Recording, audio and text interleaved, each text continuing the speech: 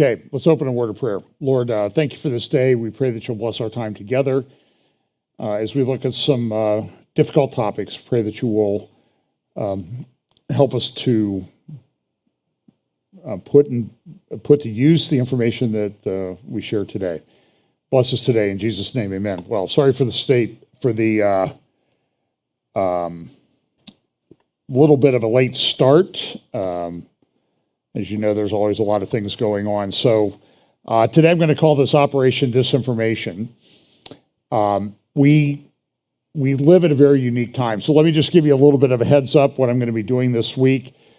You can get us, by the way, on different platforms. We're on YouTube. I saw another friend of mine who has a YouTube channel. They just finally said, we're done with it. It's just not worth the hassle anymore. And it's Michael Lake. He's leaving YouTube. I'll be on, I think I'm doing a show with him and Mike Spalding a week from tomorrow on the 14th. That's sometime in the afternoon, 3 or 4 o'clock. Then, so he's just moving to Rumble. A lot of people are moving to their own apps. YouTube's come out with some more restrictions this week about things that you can't talk about, even though they have nothing to do with the United States. But it's part of this big control thing, and and that's why I'm calling this Operation Disinformation. But you can get us on YouTube for right now. You can also get us on Rumble at Real FBC. That's all one word, Real FBC. And we've been getting more views there, so that's good. Sometimes, for me personally, on my phone, Rumble just does not work that well. It seems I get a lot of something went wrong messages when I'm trying to watch something. I think there's a couple other platforms we're on. We're also on RTN TV. That's usually uploaded on Sunday. And you can also follow us. We stream this live on Facebook, on the Fellowship Bible Chapel Facebook page. Also at our app, Fellowship Bible Chapel. You can get that. And I think at some point there's a number of topics that I just don't talk about because of the YouTube thing, and we want to keep our sermons and Bible teachings up on YouTube, so I avoid those. I usually stream live during the week when I do a midweek update to YouTube, just because I haven't figured out the whole Rumble and app thing yet. I'm working on it, and we're still trying to get an audio podcast up. We're going to try to get that done in the next week or two. I will also Thursday morning at 10 a.m. Eastern Time. Remember, the time changed. I saw a thing about, how do you change time here, and it said your phone, it'll do it automatically. Your microwave and oven, just forget about it and learn to live with it till the time changes back again in the spring. And I forget what I was talking about. What was I talking about? Oh, Thursday with David Fiorazzo on Stand Up for the Truth, Q95FM.com, Q95FM.com. And we will talk about the elections, and because that's one of the things we're going to talk about. But again, some of the things we talk about, this is sort of the grid that I use. Everything seems to be happening at the same time. But there's also a logistics component, and I've talked a lot about that, particularly with the Israeli gas. Some are of the view that this is the hook in the jaw that will bring Russia, or the people that come, maybe Russia, could be Russia, looks like Russia, from the north, to drag them in, because Russia wants Israeli gas. Now Russia has, 400 times the amount of gas that Israel does on Israel's best day, at least that we know of so far. But the problem with the Israeli gas is there's just not a good logistical way to get it to Europe right now. They are sending some to Egypt where it's liquefied and shipped by tanker to Europe, but Europe doesn't have enough facilities to offload the gas. They have ships backing up there. So that's a logistical thing. Same way we always talk about Ezekiel 38-39 war, and I think that's a little bit further off just because of the logistical thing. Russia has not done well in Ukraine. And to think that Russia's going to magically turn everything around, and they have supply chain issues, supply issues, logistical issues in Ukraine, add 1,000 miles to that. I mean, they border on Ukraine, but add 1,000 miles and some of the tallest mountains on Earth in the Caucasus, it's very difficult to do. And Russia does not have a good naval shipping system to transport things. And most of their transport for troops is by rail. And they don't really have a rail connection to the Middle East.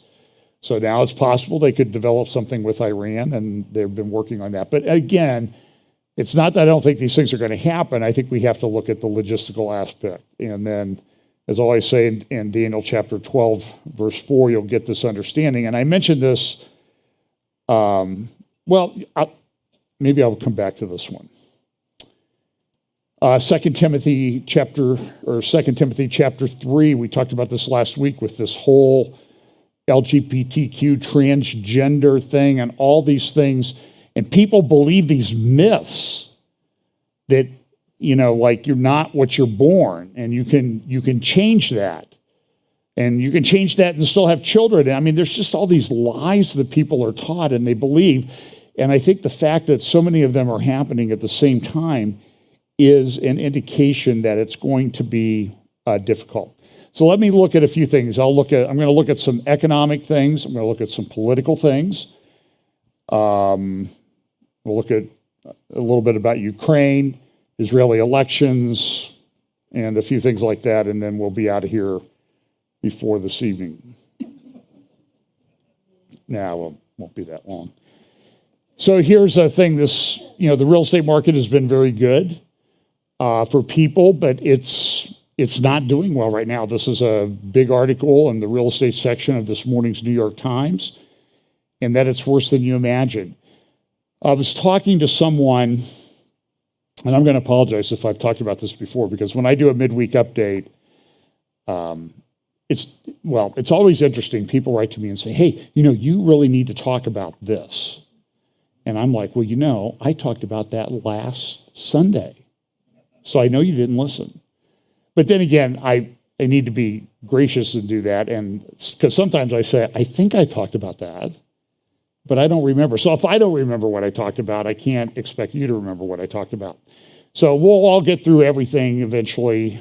And we have an attorney and having to talk about it as if it's going to matter at that point in time anyway. But I was talking to someone this week. I think someone called who listens to the update, mentioned that they had a adult child that worked in the oil industry. And in the city where this person worked, this is one of the major oil companies, I won't name the name. They had a 20-story building that was occupied by their people, and just this one city. After COVID and the lockdowns and everything, they had got that down to less than 2 floors out of 20. Now, so I've done a lot of commercial real estate, legal work over the years, foreclosures, workouts, that sort of thing. So I know a little bit about the market. I can tell you that kind of demand destruction, and I don't know how else to describe it, across the board, just as a general rule, demand for office space and that type of thing is down 30%. But because of the way the banking rules have allowed companies to get away with it, banks and others, that's not been priced into the market. So when you see a major oil company in one city, they go from 20 floors to 2. I could take you down. I know where there are major law firms that used to have 2 floors of some of the big buildings in downtown Columbus. They have less than half a floor now. That's not been priced into the market. And at some point, it's going to hit. I do not know when. I talk to my banking friends about it all the time, and they're sort of surprised that it has not hit. And now it's hitting the home markets as well. As demand goes down, prices are going down. Some places demand is still up. They're still building homes like crazy around here because of the big Intel plants. the big Intel plant that's being built out there near New Albany.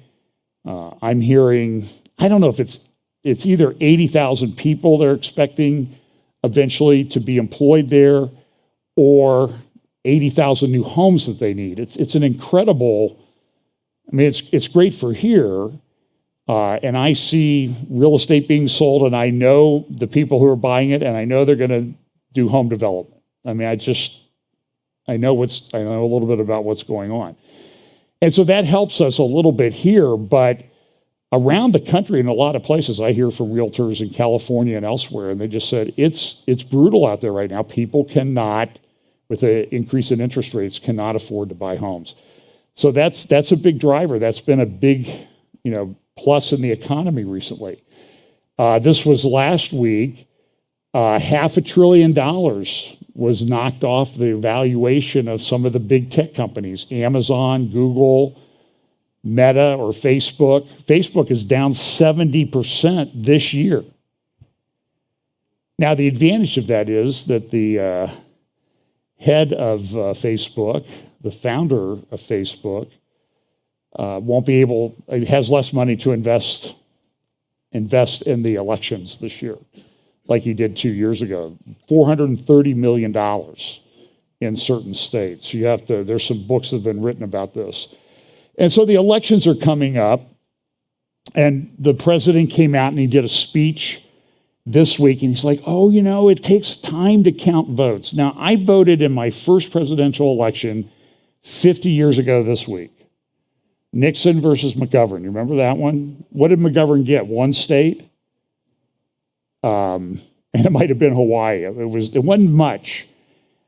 He was just literally destroyed in the election. And this was in the middle of the Vietnam War, and we're going to stay in Vietnam. And I had a pretty high draft number in 1972.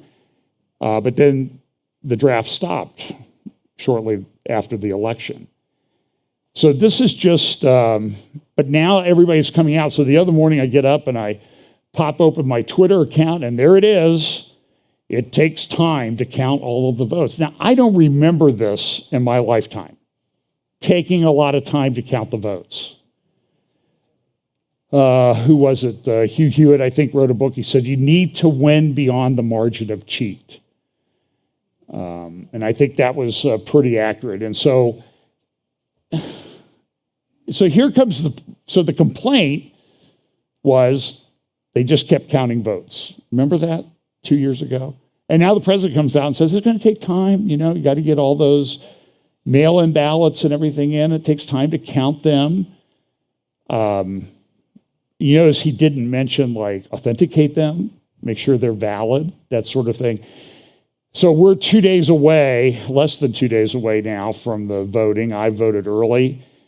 So I don't need to worry about it, but goodness, I don't know if you're like me. I get phone calls all the time from, in fact, I better shut off my ringer. So fortunately, I came home yesterday.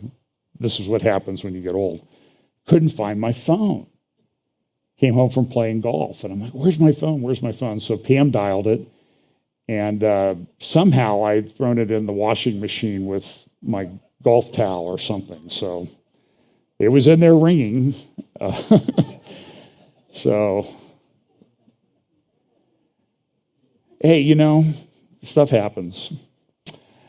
So this is one of these things. You see these protests all over the world, these oil protesters, they throw oil, paint, food coloring, that type of thing on these priceless works of art. Then they glue themselves to the wall. Now, my thinking is fix the painting and let them sit there glued to the wall for 3 months. No bathroom breaks or anything. Then we'll see if they continue to do it. Who knows? Now, this was sort of in the UK. Liz Truss came out and she said, we're going to do fracking. We're going to frack. We're going to go get more gas and oil. And what happened? 45 days, she's gone.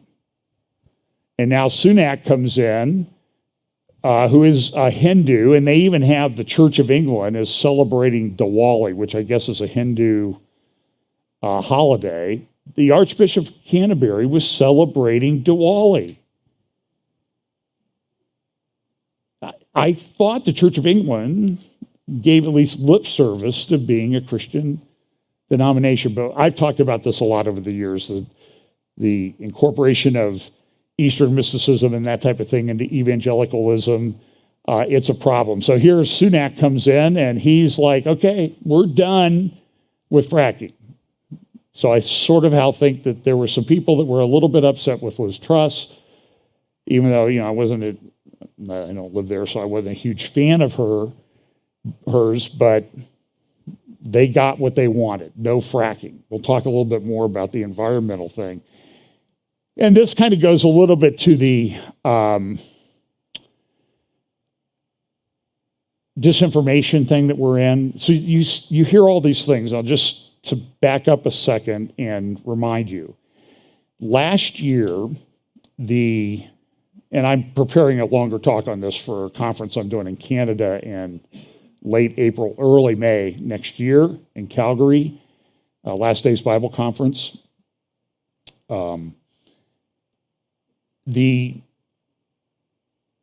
Last year, it was last July, the FBI tweeted out that they were going after domestic terrorists, white supremacists.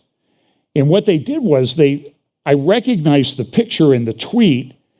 It was the picture, it showed planes that were getting ready to fly into buildings. They took it from the Muslim terrorist PDF that they'd put out about 2019. And now they're saying it applies to domestic people. Now, I haven't seen anybody flying any airplanes into anything. I haven't seen anybody driving anything into anything that would be on the political right. So it's just, but the whole thing is a psychological operation to get you to think that everybody that disagrees with us is a terrorist. And it's, in my view, it's criminal. And so that's why, and you see the president's been doing it. They started, the Department of Homeland Security mission is completely changed to domestic disinformation, misinformation, malinformation. You remember they hired that lady, Nina Jankowicz, who liked to sing these show tunes in her spare time. And so we referred to her as Scary Poppins and the Propaganda Nanny. She never took office, but that nothing changed. Again, that was like a psychological operation to get us not to pay attention to the fact that they fired her or that she didn't assume her position. It was a psychological operation to just think like, well, everything's okay. They're backing off of this, and they have not backed down. They've ratcheted it down even more. Now, this is kind of an interesting article from this morning's Sunday Times in the UK. The global hacking network that targets VIPs. Now, if you were real, what people overseas will call real football, soccer, we call soccer, they're having the World Cup starting in Qatar in a couple of weeks, I think. Well, Qatar is a radical Muslim Brotherhood country. I mean, it's not free. And there's article after article that's out about how badly they treat their workers. And if someone is of a certain sexual persuasion, it's brutal. It's way beyond anything that happens here in the United States. Even though they would let you believe that it happens that way in the United States, it doesn't happen that way in the United States. But they're using an Indian gang, using Qatar to go after people who have criticized Qatar. So I'll probably get hacked now, if Qatar cares. And it's a Muslim Brotherhood-oriented place. So when you see the head of Hamas in Gaza, he lives in Qatar. You know, the guy that has the perfectly groomed beard. His last name begins with an N. Can't remember it right off the top of my head. I can't remember where I put my phone, so I'm not going to remember this guy's name. But this guy must be in a barber's chair every day. getting this thing groomed. I mean, there's just no way that he's not. Well, he lives in Qatar. He doesn't live in Gaza. He lives in Qatar. Occasionally he'll go visit people, Hezbollah up in Lebanon and that type of thing, compatriots. He'll go to Iran. But he's rarely, it's probably been years since he's been in Gaza, to my knowledge. But so what Qatar's doing is they're going after people that are criticizing them for bad work conditions and that type of thing. Listen to what this article says. It says this: private investigators linked to the City of London. And that's kind of an interesting entity, the City of London. It's like separate and apart from London. Are using an India-based computer hacking gang to target British businesses, government officials, and journalists. The Sunday Times and the Bureau of Investigative Journalism have been given access to the gang's database, which reveals the extraordinary scale of the attacks. It shows that the criminals targeted the private email accounts of more than 100 victims on behalf of investigators working for autocratic states, British lawyers, and their wealthy clients. Critics of Qatar, who threatened to expose wrongdoing by the Gulf state in the run-up to this month's World Cup, were among those hacked. It is the first time the inner workings of a major hack-for-hire gang have been leaked to the media, and it reveals multiple criminal conspiracies.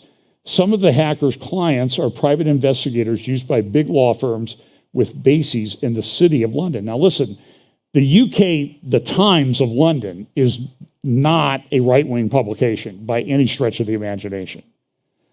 I like it just because it gives me a lot of information that I can sift through and go find other sources. But listen to this. The commissioning of hacking is a criminal offense punishable with a maximum sentence of 10 years in jail in Britain. The Metropolitan Police was tipped off about the allegations regarding Qatar in October last year, yet chose not to take any action. David Davis, the former cabinet minister, said that the force should reopen its investigation into the cyber attacks against British citizens. Davis said the investigation exposed how London has become the global center of hacking. He added, it paints a grim picture of a network of criminal hackers that threatens justice and privacy here in the UK and abroad. And what you're going to find when you look into this, if you read this article, you'll find that Middle Eastern countries are involved in this, like United Arab Emirates. And we think, oh, well, they've got this big, beautiful commercial city. They're all about freedom. They're part of the Abraham Accords. So what are we worried about, right? But my concern with the Abraham Accords, aside from the group of people that are joining in on it that seem to be related to the nations or groups listed in Psalm 83, is that there's a very heavy economic component to it. Oh, it's all about the economics. And I'm telling you that someday there is a coming world ruler who will be all about the economics. And he will make it difficult for people to participate in world economics unless they have a certain mark. So this is very concerning. So if you can get your hands on that, it may or may not be behind a paywall. Go to the Sunday Times today. Times.co.uk, I think is the website address, and read that article because it's a fascinating thing as to what they've uncovered. But you need to understand it's going on here. Same thing. All the disinformation, it was Putin interfered with the election and that type of thing. And by the way, there were people who used, before 2020, there was a certain political party in the United States that used the Electoral Counting Act of like 1885 many, many, many times to challenge electors that came from certain states. Did you know this? Did they tell you this? You can dig it out. I mean, there's, just dig around, you can find the mashup videos about this. The Wall Street Journal has a great article. This was in Friday's Wall Street Journal, The Messy Unwinding of the New World Order. So we always talk about the New World Order, and that's sort of become a common thing that's referred to in Bible prophecy circles, but it's falling apart in some respects. But there's a new new world order coming behind it. And exactly what that looks like, don't know. And it may be a multipolar world. It may be a regional world. I was mentioning to someone yesterday, my friend Bill Koenig has written a book, Eye to Eye, and John McTernan wrote a book, and Bill and John McTernan wrote a book. Bill Koenig and John McTernan wrote a book before that about how when we, as the United States, try to divide the land of Israel or push for the division of the land of Israel, stuff happens here in the United States. The most famous one being when Bush 41 was in Madrid for a peace conference, the Madrid conference, to help divide up the land of Israel or direct the dividing up of the land of Israel. That day, the perfect storm, the one that led to the movie, The Perfect Storm, 100-foot waves, a cold water hurricane that went backwards from the usual direction, just about destroyed the Bush family compound in Kennebunkport, Maine. It happens all the time. Katrina happened when we were pushing Israel out of Gaza, pushing Israel to get out of Gaza, abandon Gaza. It happens over and over again. It was interesting when I was working once. I was in D.C. It was on September 13th and 14th, 1993. On September 13th, 1993, they had a big meeting on the White House lawn. 3,000 people, that's kind of an interesting number, 3,000 witnesses, were there at the White House for the signing of the Oslo Accords. Remember, that's where Bill Clinton pushed Rabin and Arafat to shake hands. And that was to divide up the land of Israel. That was a beginning of a process. It's very interesting. I didn't think of it till yesterday. The next morning, I got done early, and I thought, well, I'm going to go down to the House office building, and I'm going to go to the opening. I'm kind of geeky this way. Go to the hearings on NAFTA, North American Free Trade Agreement. That was the next morning. So here we are pushing Israel to divide the land on Monday, and the next morning, we're sort of dividing up our land and turning it into a regional thing, and that continues to today.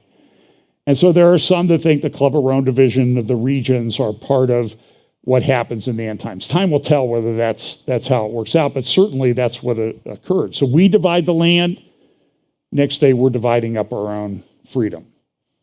I think there's a direct connection. So back to this Wall Street Journal article, they talk about how we kind of got into the New World Order, how it's kind of gone into an area of disorder with supply chain disruptions, and then we have the disorder, and you can see all these things, these indicators that happen. Everything is sort of collapsing right now. I mean, everywhere you look, things are not going that well.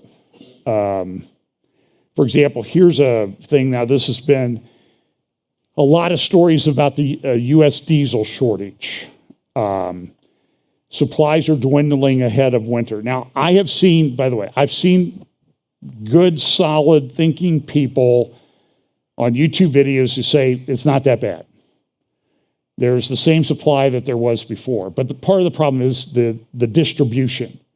They're already rationing in certain areas. I've seen a lot of videos. A guy, I think it was North Carolina or Tennessee, he pulled into a couple gas stations and all the diesel pumps had that yellow out of order hood on the diesel pumps. I have a friend, he has a friend who has a gas station. It's not a branded gas station, but he gets his diesel fuel from a big refinery. I won't say the name. They're only sending diesel fuel now to company-branded gas stations. And they're saying that his ability to get diesel could last for months. Or his inability, to get diesel could last for months. That has an impact. I mean, everything is diesel. I was talking to someone who uses diesel. Bought enough this year to do his operations and his business, but he says, I have no idea whether I'm going to get diesel next year or not. I just don't know. I have enough to get through, he's a farmer, I have enough to get through my harvest, but I don't know whether I have any hope of getting diesel next year. Some say I will, some say I won't. And so there's a lot of uncertainty that's built into the market. I've talked about this too, that Europe is sort of in a category of deindustrialization. As they're not being able to get natural gas, they have plants shutting down, fertilizer plants. Every fertilizer plant in Poland is shut down. And Poland's an agricultural country. In other places across Europe, fertilizer production is down 70% from what it was last year. 70%. Well, how does that relate? What happens to the Netherlands? Remember, they used to have all of these windmills to keep pumping waters because 70% of the Netherlands or so is under sea level. What happens when they don't have natural gas to run the pumps and the hydraulic gates that they have? Now they've had, by the way, Europe's in a sort of like we are here. It's dry. It's unseasonably warm, so that's helping them get through this gas crisis. It may actually help them get through this winter. But then everybody I'm reading says, what about next winter? I mean, you got things filled up before the gas supply was cut off this year, but now the gas supply is largely cut off, at least 40% of it. What are you going to do to fill these things up next year? And so the food crisis likely won't be this year. It'll be next year or the year after. That's when it will really hit, if it hits. And we pray that it doesn't. Part of the problem is natural gas. There's a thing called the Haber-Bosch process to make fertilizer, and the seeds need this kind of ammonium, nitrogen to sort of germinate and produce the right way. So when you cut 70% of that supply, what are you going to do? You're going to cut back. Then only countries that can afford the higher prices, because there's supply and demand, there's less supply, prices go up. Because the demand stays. Most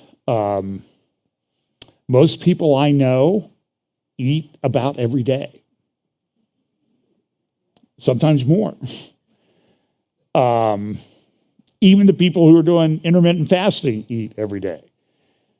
But what happens when the food supply is cut in half?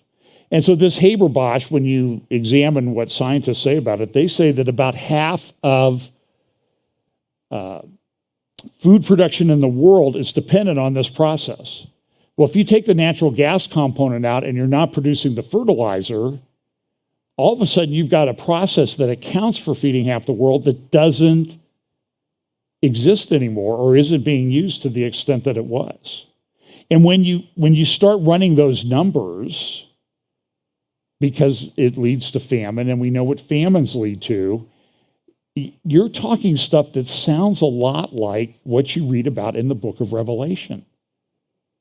Worldwide famine and that sort of thing. So we're coming up on the elections. So this is the, and so everywhere you look, this is from the Financial Times. Biden must tackle media and voters' concerns to safeguard democracy. Everything is, we've got to protect democracy. Now, I've got a few clips of things here because I think this fits all together. And it's like, they're going to vote to destroy democracy. Well, wait a minute. You vote in democracy, so how do you're voting? And so this narrative is going on, and you're seeing the parallel narrative in Israel right now, because, and I'll talk about the Israeli elections in a minute, it works. And so here's from the Times of London today. U.S. democracy itself is on the ballot in these momentous midterms. Defeated Bolsonaro, brooded and plotted for 2 days, and may yet have designs on clinging to power. But you're not allowed to talk about that election. So I'm not talking about that election. You can go find it and read about it. Here's an editorial from this morning's New York Times. Political violence is threatening our democracy. Now, I've been around. I have not seen it. I mean, if you have, let me know. I saw plenty of violence a couple years ago in a lot of cities, and nothing happened to those people. by and large. So I was, and I talked about it on my midweek update, I was at somehow I got invited to the Fox News panel, Martha McCallum's show, The Story with Martha McCallum, and Brett Baer from Special Report came in, and they were going to do the moderation of the J.D. Vance, Tim Ryan debate for Ohio Senate. And so I signed up for the debate, and then I get an email from Martha's producer, and she says, hey, do you want to be on a small panel a couple hours before the debate? So I struggled and overcame my innate shyness and said, sure, I'll do that, you know. And so I went down, and by the way, I have washed that shirt since I have a couple of them, just so in case you wonder. So I'm going to play about a 5-minute clip of this, not so much because I'm in it, but because I want you to see what people were really thinking. It was interesting. It was about a 50-50 panel. And, you know, we talked, and it was pretty clear. Almost all of the people on the conservative side were Christians, evangelical Christians. Some of them, we'd gone to the same church for many years. So there was a lot of connection there, and there was a young guy, you'll see him talk, from Cedarville, but then there were people on the left. So you will see I actually am able to exercise restraint, as the one lady was talking about abortion. The young lady sitting right behind me. So here's the clip. All righty, well, this is exciting. We are in Columbus, Ohio. It's great to be on the road and great to be alongside Brett Baer. And we have a preview of tonight's town hall here in Ohio. We're speaking with some of the voters who will be in the audience with us tonight. Yeah, what do they want to hear from the Senate candidates? Democratic Congressman Tim Ryan, Republican J.D. Vance. Thank you all for coming early. You're the warm-up act here. Tim Ryan has spent his entire career really fighting for the people of Ohio, working to bring jobs to our state, working to make sure that, you know, we bring good-paying union jobs to our state, something that we desperately need. And there's no better way to, I think, look at that than the clean energy revolution. We're talking about the opportunity to take action on climate change and bring jobs and investment into our state. Meanwhile, J.D. Vance is coming back from California, where he spent most of his adult life working with millionaires, not working for the people of Ohio. And he's saying that there is no climate crisis. We don't need this investment. We don't need the Inflation Reduction Act in Ohio. I find that hard to believe when we have thousands of jobs coming to our state, good-paying union jobs in Toledo, Youngstown, in electric vehicle manufacturing, in solar manufacturing, and battery manufacturing for electric vehicles. J.D. Vance will not deliver those jobs, but Tim Ryan has shown time and time again that he's going to go to the Senate and he's going to fight for Ohioans, not for the Democratic Party and not for the Republican Party. All right, there's a mix of people here. John, you're a Vance supporter, is that fair? I am. And why is that?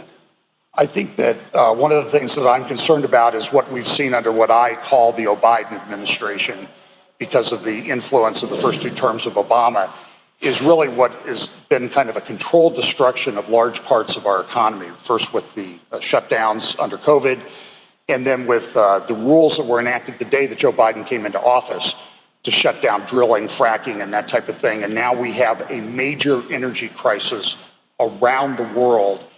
And that's leading to a food crisis. We are in serious, serious trouble. So when I look at the 2 candidates, I know Tim Ryan won't help, but I think J.D. Vance will. How many of you would like to see more fracking in Ohio, more tapping into the natural gas resources? 1, 2, 3, 4, maybe. And you agree? Half. You know, so tell me a little bit about why you think that fracking is needed at this point. Go ahead.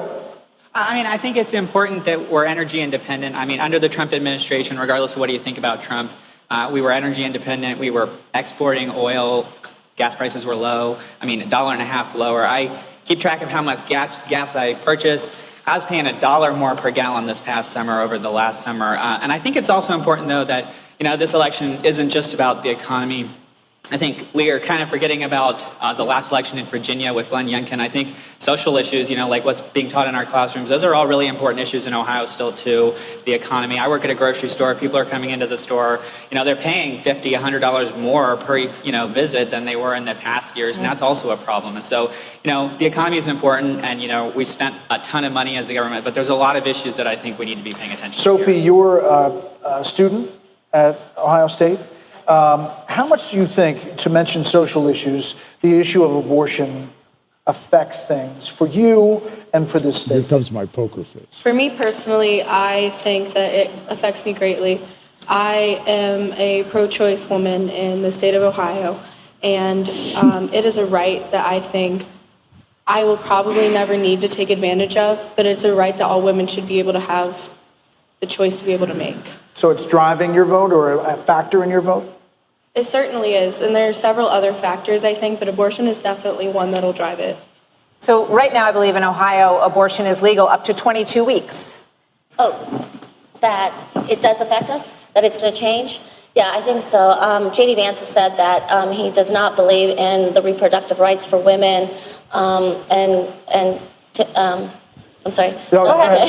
And Tim Ryan has. I think he believes that women, reproductive decision should be between a woman and their doctor.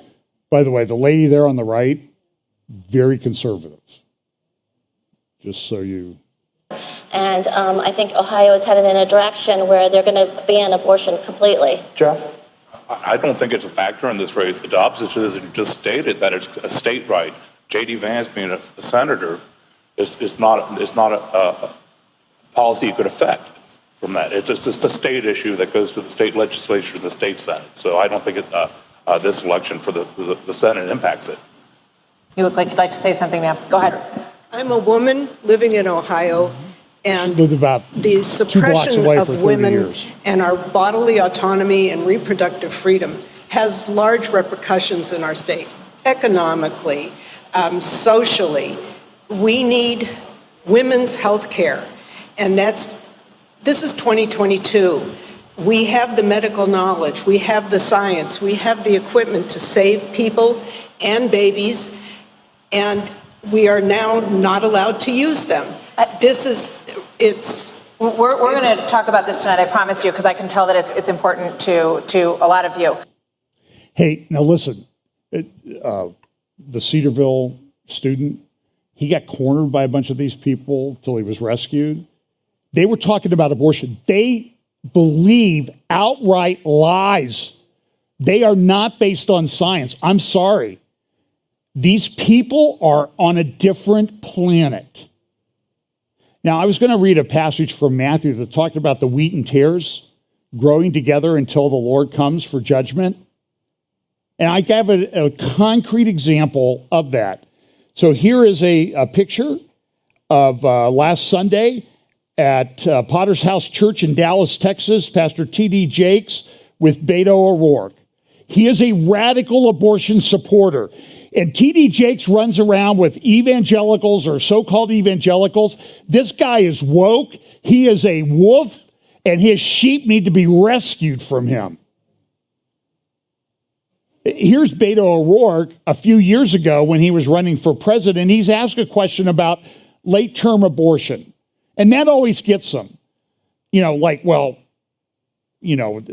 ready to, if it comes about late in the term, do a C-section. They do those all the time, right? And save the baby. They don't care about life. They are lying.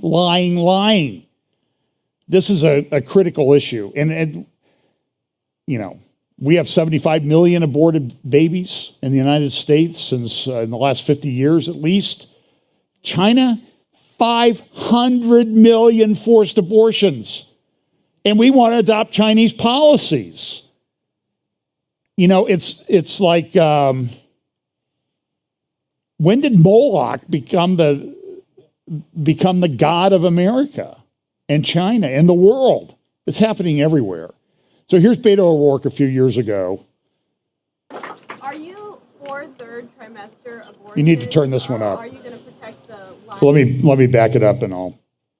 There we go. Are you for third trimester abortions, or are you going to protect the lives of third trimester babies?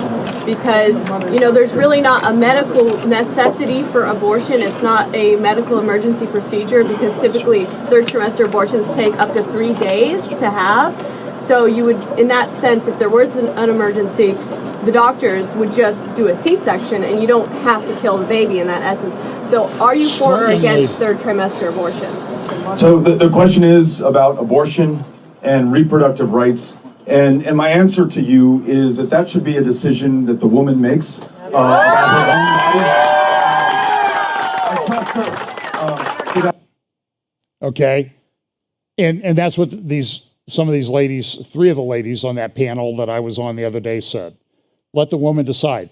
So last Sunday, let's go to another church, another Wolf pastors is Creflo Dollar at World Changers Church in Atlanta, Georgia. And here's what happened at his church last Sunday. Thank you so much for being here. Right before you take your seat, I just want to say this because I want to see how it sounds. Governor Stacey Abrams just walked in.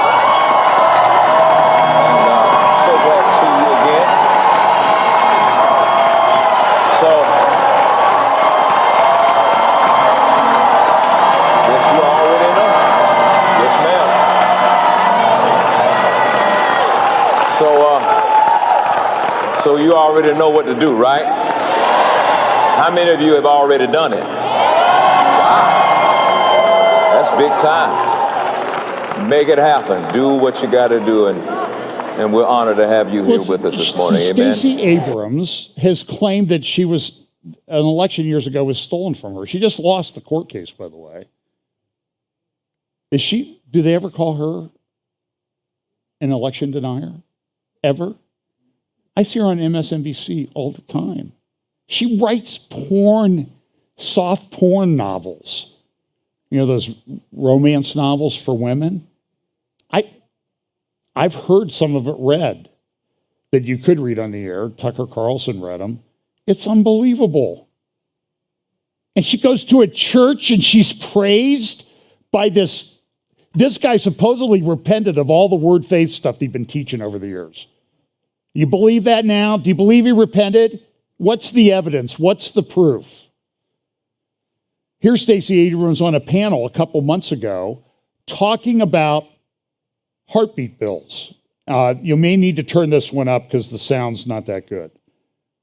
There is no such thing as a heartbeat at 6 weeks. It is a manufactured sound designed to convince people that men have the right to take control of a woman's body away from her. Okay, so do you hear? So to translate what she said, the heartbeat. You've seen the videos of the heartbeat. You've heard the sounds of the heartbeat. She said that's made up by men so they can stop women from having abortions to keep them oppressed. She is. Well, you know how I feel. Here's what she talked about. Here's her view on abortion from the debate that she had with Jeff Kemp last week. Leader Abrams, if I may, to be fair, with the question for you was, while polls show a majority of Georgians do support access to abortion rights, most also support some limits on it. What limits would you be okay with if you were governor? Absolutely. As I have said, abortion is a medical choice. And as such, it should be that a woman has the ability to make a decision until viability. And that decision about viability should not impact her life or her health. That is a decision that should be made between a doctor and a woman as a medical choice. I said that on Fox. I said that on CNN. I said it on The View. I said it to Teen Vogue. I said it to Elle Magazine. I think anywhere you look, I've said it again and again. And it is willful ignorance or misleading lies that change what I've said. But what I've also always said is that there should not be arbitrary timelines set by men who do not understand biology.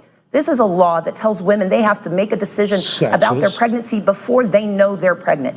And in a state with 82 counties without an OBGYN, in a state where women are denied health care, when 1 out of every 5 women does not have access to medical insurance, it is a terribly dangerous. Okay, I can't take any more of that. Okay, this is a bill that was introduced in the House last year, H.R. 619. Here's what the bill says it's going to do. To amend Title 18 United States Code to prohibit a healthcare practitioner from failing to exercise the proper degree of care in the case of a child who survives an abortion or attempted abortion. It's called the Born Alive Act. It failed. It failed because the Democratic Party will not support it, and a lot of Republicans do. So vote against all of them. Get rid of them. There is a just God. And this raises the whole issue of imprecatory prayers. So maybe it's time to pray, save them or get rid of them, Lord. I hate to say that, but I'm just telling you is that this is a stain on our country that it's allowed. So I became aware of this. There's a medical show on TV. It's in its last season, thank goodness. I think I watched it a couple times and then I said, this is just, there's better stuff to do with my time. Like midweek updates, right? And it's called New Amsterdam. It's about a women's hospital clinic in New York. So this was the last show that was aired. Season 5, episode 7, called Maybe Tomorrow. So I want you to listen to it, see the mood music and what they're doing, and then you're going to figure out what that is that they're talking about. Here we go.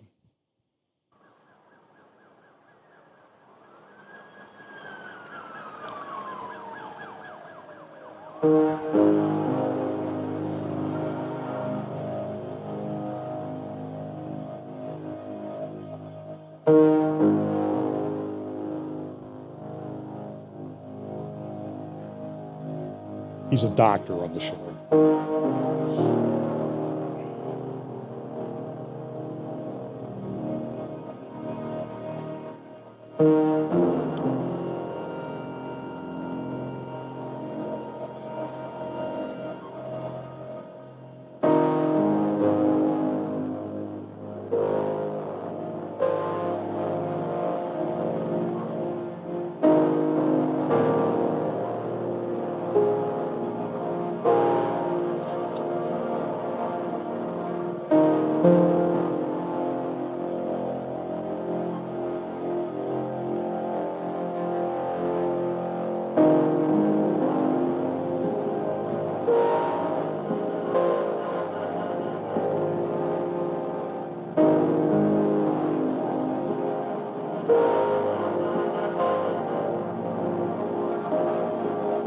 We'll find out what it is they're so upset about.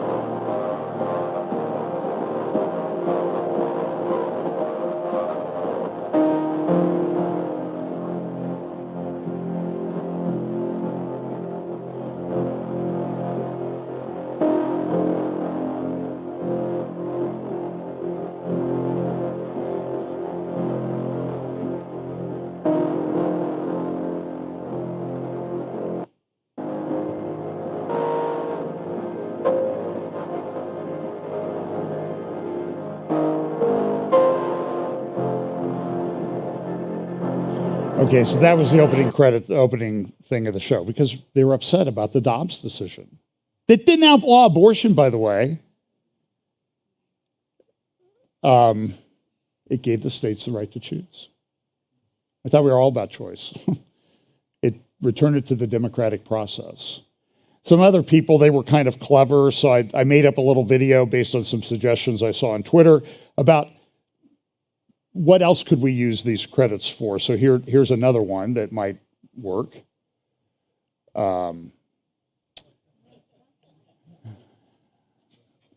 Okay.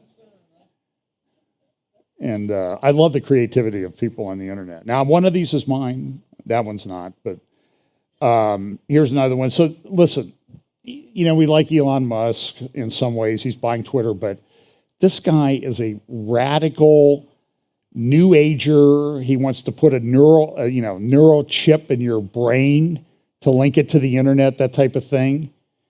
Here's a picture of him. This is just from this week, his Halloween costume. It's the head of Baphomet with an upside down cross. So don't get too excited about him. He's going in, he's firing people.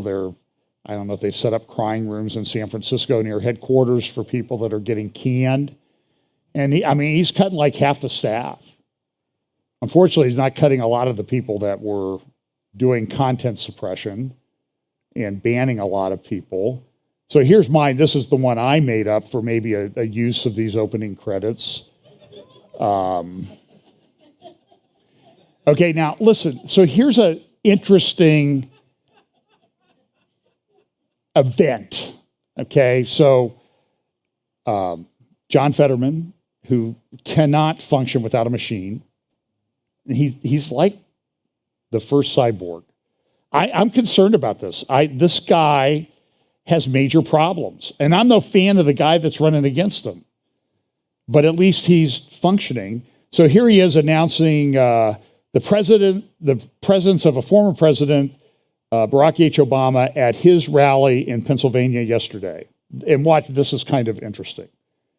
I'm proud to be standing with a president that is 100% sedition-free.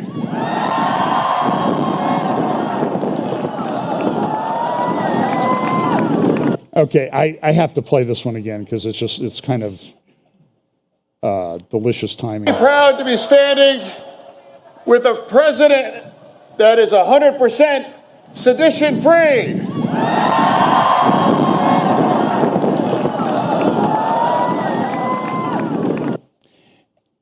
By the way, Doug Mastriano, the Republican candidate, was speaking at a rally later, and a full rainbow appeared behind him.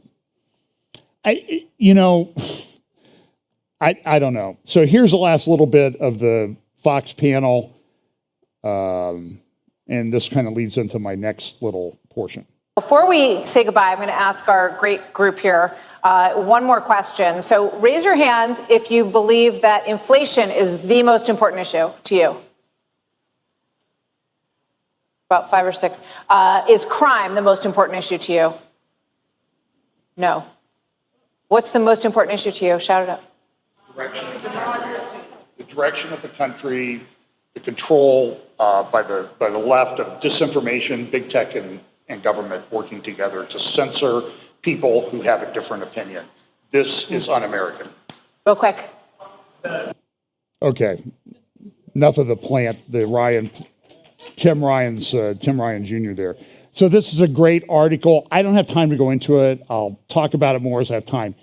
Go to The Intercept, read this article. Leaked documents outline DHS plan, the Department of Homeland Security's plan to police disinformation. This is sort of where I got the title from today. And I didn't say that on Tuesday because I thought I would use it as a title today. So just to be clear about that, because it's something that really bothers me. And we are in a very, very difficult time. So if you go to this article, you'll find they have a lot of leaked documents that show that there was a collusion between DHS and big tech to censor people. And it's the whole thing, I guess the best thing I could say is it's out of control. So here is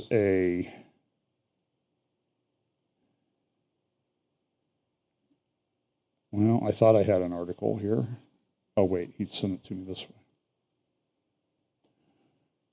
So Glenn Greenwald, who is a writer, and I'm going to talk more about this, and this is probably going to be one of my talks in Canada next year, and I'll talk about it before then because this is a big deal. Glenn Greenwald at Substack, greenwald.substack.com, has an article called The Consortium Imposing the Growing Censorship Regime. And then he talks about his new live program where he's going to be talking about these things. And listen, Glenn Greenwald is a person of the left. He's married to a guy. They live in a country far to the south where there have been some questions over the election. So, but I'm just telling you, he's a good thinker, and he recognizes that there's this totalitarian thing going on about disinformation and what it's leading to. So he says this, there has been some reporting by me and others on the new and utterly fraudulent disinformation industry. This newly minted, self-proclaimed expertise, grounded in little more than crude political ideology, claims the right to officially decree what is true and false for purposes of, among other things, justifying state and corporate censorship of what its experts decree to be disinformation. The industry is funded by a consortium of a small handful of neoliberal billionaires. You can probably guess the name of one of them, along with US, British, and EU intelligence agencies.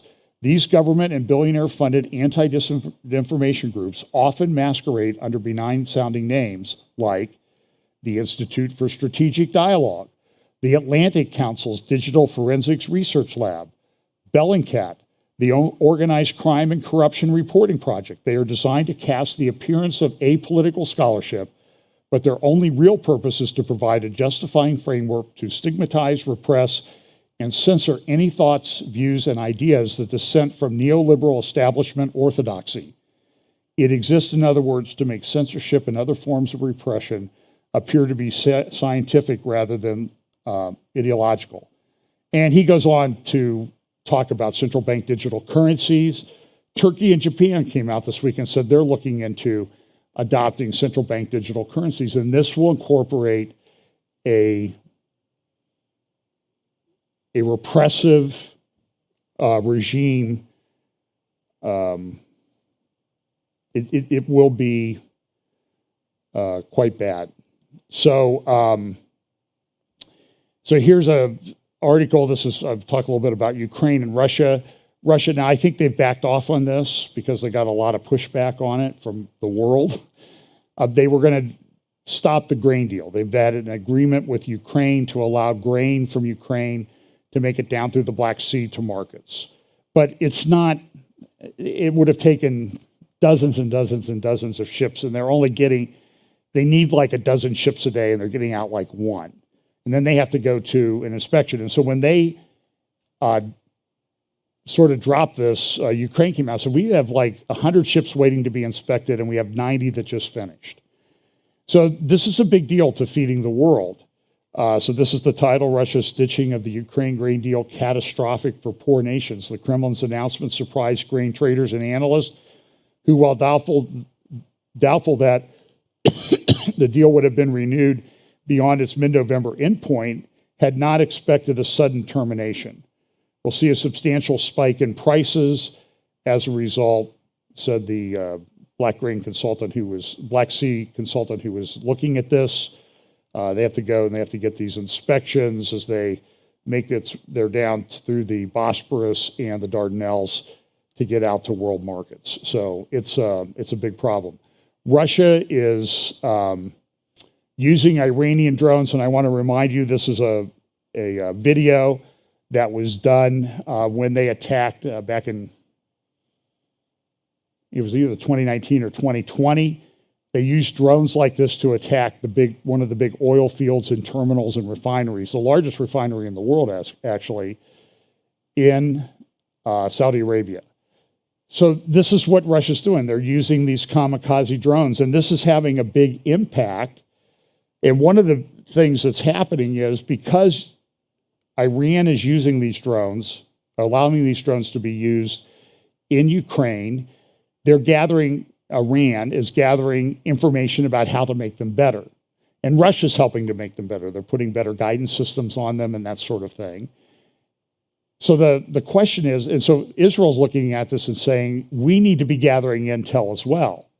But now Russia's coming out and said, Israel, if you interfere in any way with this, any agreements we have are off. Now, Israel's been attacking Syria, Iranian shipments and that type of thing in Syria for many years now. They've thousands of attacks.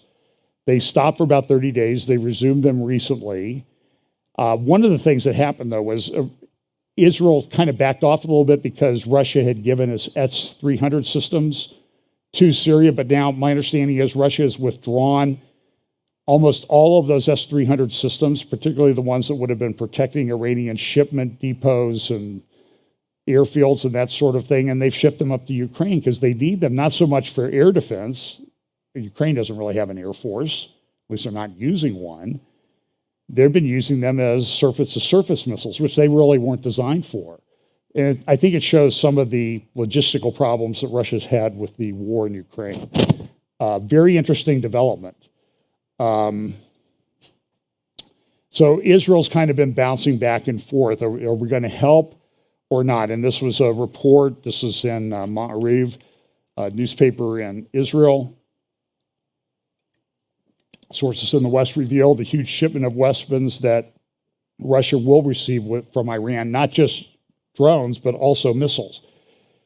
This is Iran International, Iran INTL_EN. Follow it on Twitter if you have Twitter. Iran is considering supplying Russia with ballistic missiles for its war in Ukraine, in addition to drones. As I said, they've withdrawn. There's a picture of the S-300. So Israel's kind of rethinking its strategy there. And these drones are Russia and Iran. Russia denies that they're Iranian. Why? Well, because they're effective, but they're not high-tech drones. Somebody like them compared them to like a moped compared to a Harley. These are mopeds. They make a lot of noise. They carry, 70 pounds or so of explosives, and so they can cause a lot of. They cause a lot of damage. They can blow up a bridge, and and they're noisy. And part of that is the terror that they're trying to achieve by using these. And finally, this is in the Sunday Times today. Iran has come out and said those are our drones. Now I played you a clip of Khomeini's speech, I think last Sunday, where he said, we have, maybe it was 2 weeks ago, where he said, we have these scientific things and people say this and that about that and that and this and that. And it was clear that he was saying these are our drones. One other thing that's kind of interesting is that there's a undersea network of cables. A couple of these were cut near Shetland in the UK, an island, and the internet went out. This is a Financial Times editorial Saturday. Undersea cables are the West Achilles heel. And we have a lot, we're sort of better than Russia technologically in terms of how it's available to everybody in the country. But this is where Putin might do something. And there was a Russian research ship near where these cables were damaged. Now, they get damaged all the time, so who knows? There's also this report this morning that this dam that's along the Dnipro River, this reservoir behind the dam there supplies the water to Crimea. Crimea Peninsula is very dry. Since Russia's taken over in 2014, they've had pretty good water supply. Their agricultural output has gone way up. And there's been this back and forth between Ukraine and Russia over the last few weeks. You're going to blow it up. No, you're going to blow it up. Oh, you're going to blow up and say, we blew it up. No, you're going to blow it up and say, we blew it up. And it's just been this back and forth thing. So just kind of pay attention to that. Kherson is where the battle is. Putin's trying to get the civilians out of there so people think that it's going to be a big problem. Big article in the Wall Street yesterday about what happens after Putin goes away. Now, there's been a lot of reports. He's sick, he's ill, this and that. I don't know, okay? All I know is I've seen him go to these meetings where they have guys get up and drone on for speeches for 4 hours, and he sits there on the stage the whole time. So that kind of indicates to me that, well, he's not drinking anything probably, but, he's sitting there and he's engaged in the conversation. So I'm skeptical that he's seriously ill. It just doesn't seem to be, and especially now since he's got rid of that table that was about half the length of a football field where he used to meet with people. So here's a real quick thing. This is just a summary. I did a midweek update on this a little bit about the Israeli elections. This is the 5th election in 3 years. These were the polls ahead of time. So they're saying Likud could get maybe about 35, Yeshatid, that's Yair Lapid, the caretaker prime minister. Right now, he could get 22. This was back in July. Then these polls came out in September, where they looked at all the polls and kind of averaged them. And you can see Likud had gone down to 31. Yeshatid had gone up to 23.6. And the interesting thing is, in the elections that actually took place, this was exit polls. They said Likud would get 30. Yeshatid would get 24. They're a left-wing party. They're very tied to the media. You need to understand what's going on in Israel, is that what Netanyahu did in this campaign, and I would highly recommend you go to Caroline Glick at JNS YouTube channel or podcast and get her podcast where she talked to Gadi Taub about what happened in the election. And what Netanyahu did was he did not go to any of the mainstream outlets, the left-wing leaning mainstream media outlets. He only went to Channel 14, which is a relatively new internet, I think internet-only TV channel, which Yair Lapid and all the lefties in Israel have been trying to get shut down because it has, guess what? Election disinformation. You know, that's because it disagrees with us. And so they try to shut this down. So this was the exit polling, and it right then it looked like Netanyahu. So his parties, he would have Likud, Shas, United Torah Judaism, and the Religious Zionist Party. So that would be 14 and 7. That's 21.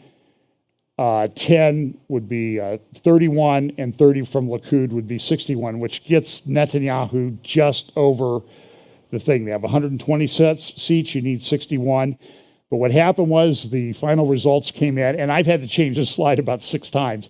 But the Likud faction, they got 32, and they ended up with 64. And so, assuming he can get the coalition, they have the negotiations that will take place over the next month to 6 weeks. They'll form a government, and that government could last for 4 years. So everything to the right, those would be people in the Likud coalition. By the way, the 5 in white, that's an Arab party. They probably won't align with anybody. There's a tremendous amount of violence and that type of thing, particularly in the Arab areas of Israel. A lot of shootings, a lot of Israeli IDF operations. It's fairly significant. They've had soldiers shot at checkpoints. I remember when Pam and I were there 5 years ago, particularly down at Hebron, as we're going into the Tomb of the Patriarchs. There, I remember the Israeli soldiers saying, "Do you have any knives on you?" And the reason they asked that, and they were up near Nablus, they were sort of interested in that type of information because soldiers have been killed, stabbed and killed at that checkpoint by Arab terrorists. So, and Hebron is a hotbed of terrorism. So that's good news. Netanyahu's in charge for a while. The question is this going to be some kind of is Netanyahu going to be able to undo the bad Israeli-Lebanon gas deal? A lot of people don't think it's a bad deal. Our government, the regime in charge of the United States, think it's just fine. You know, you got the Jake Sullivans, the Amos Hochsteins, the Wendy Shermans, the Victoria Newlands of the world. They're fine with that. They're fine. They would be fine with Israel giving up most of its land to make peace. And they want to make a deal with Iran that will give Iran maybe up to $1 trillion by 2030. Can you imagine what Iran would do with $1 trillion? Now, Iran, there's essentially a revolution going on there right now. And the question is the regime going to make it or not? So the thinking is that Netanyahu will try to undo this deal, but he won't until he gets reacclimated to the security apparatus, and he can do it without causing war with Hezbollah. And Hezbollah says this. Interesting thing is this Amos Hochstein, he had the same State Department position on energy. They call him, some places in Washington, they call him the energy whisperer because he seems to have the ear of the last president and the guy who's pretending to be president right now, probably running with the last president's direction, which is why I called it the Biden administration. And to which, when I said that, like I said, Martha McCallum's eyebrows shot up like, I can't believe you said that.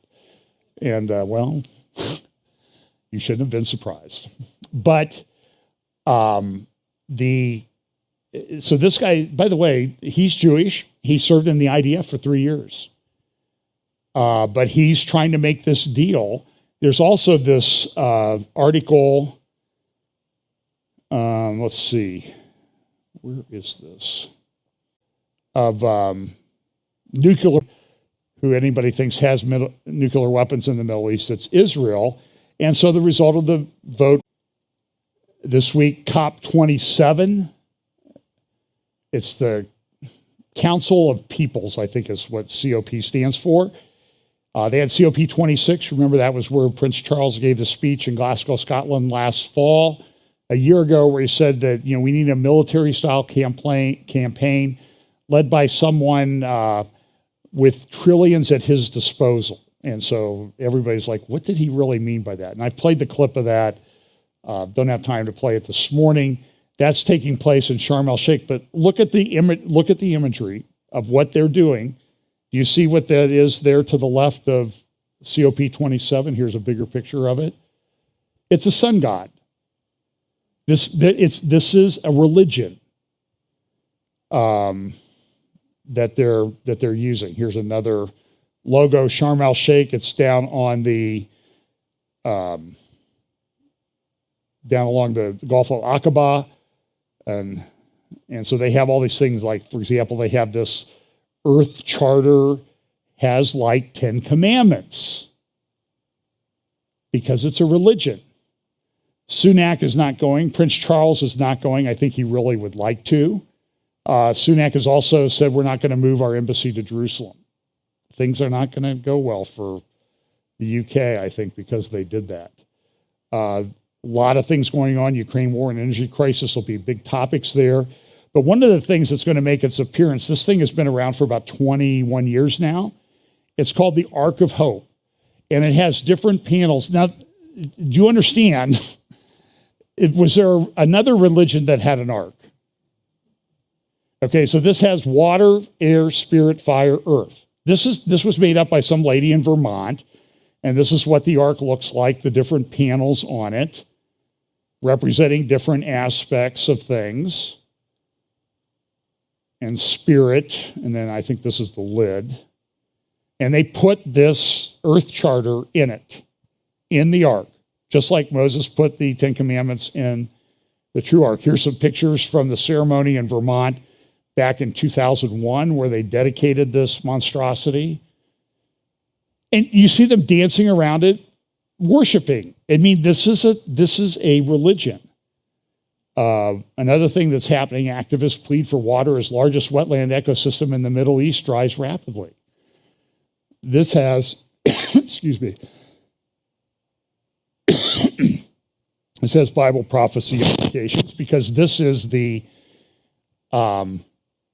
wetlands is at the end of the Euphrates and Tigris rivers in Iraq. It's drying up. And I've talked about this for years. Because of reduced flows, Turkey has a bunch of dams. The water's not getting there. Drought has been happening. And so these people who live in the wetlands, they're farmers. And, farming without water is not a very sustainable thing. So they're having to leave. So this is going to be a big deal at COP27, dark shadows, and understand that right across the strait from where Sharm el-Sheikh is this thing that they're working on, NEOM. And they just had a big conference in Saudi Arabia, and NEOM came up. And this is interesting as I was researching it. So Imagination creates Saudi Arabia's first music streaming channel. And what do they call it? Beast TV. Now, sometimes I wonder, are they doing this because they're, inspired by the father of lies and they're really helping Bible prophecy unfold, or do they know what we believe and they're just trolling us for fun? I kind of think it's the former, not the latter. So here's some more pictures. This is NEOM, 1,500 feet each side, 200 or 300 meters across. Here's a video when NEOM was introduced. For too long, humanity has existed within dysfunctional and polluted cities that ignore nature. Now, a revolution in civilization is taking place. Imagine a traditional city and consolidating its footprint, designing to protect and enhance nature. The line will be home to 9 million residents and will be built with a footprint of just 34 square kilometers. And we are designing it to provide a healthier, more sustainable quality of life. The line's communities are organized in 3 dimensions. Residents have access to all their daily needs within 5-minute walk neighborhoods. And the line's infrastructure makes it possible to travel end to end in 20 minutes with no need for cars, resulting in 0 carbon emissions. By leveraging AI technology, services are autonomous, saving you time and effort. Designed by world-leading architects, the line is 500 meters tall, 200 meters wide, 170 kilometers long, and housed within an elegant mirror glass facade. Intelligent solutions create efficiency and year-round temperate microclimate with natural ventilation. Energy and water supplies are 100% renewable. The line is designed as a series of unique communities, offering a wealth of amenities, providing equitable views and immediate access to the surrounding nature. With 40% of the world accessible within 6 hours, at the heart of the globe's key trade routes, a place for commerce and communities to thrive like nothing on earth seen before. The line, the city that delivers new wonders for the world.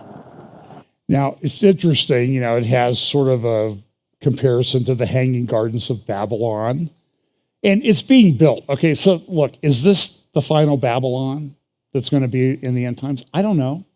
I'm just saying it's actually being built.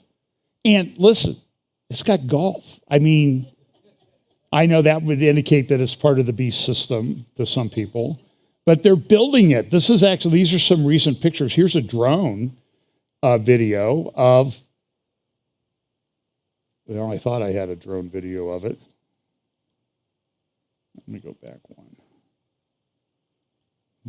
Was it this one? I guess I just took screenshots.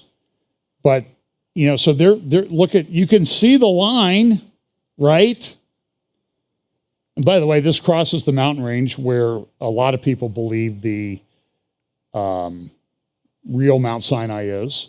By the way, they're having a ceremony at the traditional Mount Sinai in the Sinai Peninsula this week as part of that climate conference. So the mirrored walls, I wonder, is this going to be named the world's dead bird sanctuary? I think some birds are going to be flying into that thing. But, it was kind of interesting. I'm sitting here like, okay, so I'm going to bank it off apartment 38C and onto the green. You got to call your bank shots, I guess, at this golf course. And so they're building it. This is an interesting thing. Just a couple things real quick and I'm done, really. Iron ore prices are going way up or are buckling. They're falling because China's not ordering iron ore. Do you know China was ordering about half of the iron ore on the planet? And they were making about 70% of the steel to build in their industry. But what's happening in China? Their population has stopped growing. It's going to collapse. That makes them very dangerous, I think, because they want to preserve their legacy. There was an article, I can't remember where I saw it off the top of my head, about Japan. Japan's missing villages.